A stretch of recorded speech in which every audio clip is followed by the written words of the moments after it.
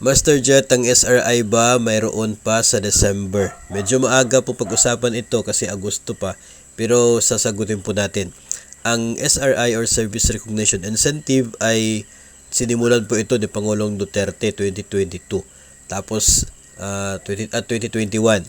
Tapos 2022, 2023 naglabas na rin po ng ng ito pong SRI si Pangulong Bongbong Marcos last year. Pero para sa taong 2024 ay depende pa po yan.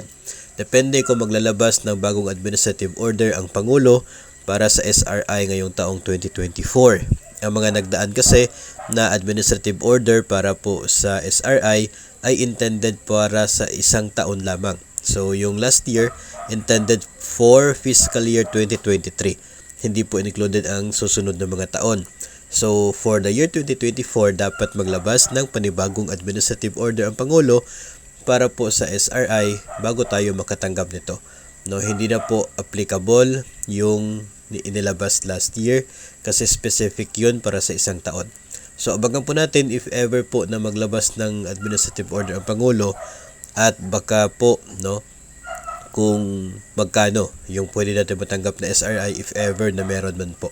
Medyo maaga pa pero abangan po natin ang mga susunod na kaganapan kasi nasimulan na po yan and tinaasan po ni Pangulong Marcos last year. So normal po talaga na mag-i-expect tayo na baka meron naman po this year. Pero wag talaga muna nating i-expect masyado unless kung maglalabas na ng administrative order for that purpose at malalaman na po ng agency kung magkano yung kayang ibigay para sa mga empleyado.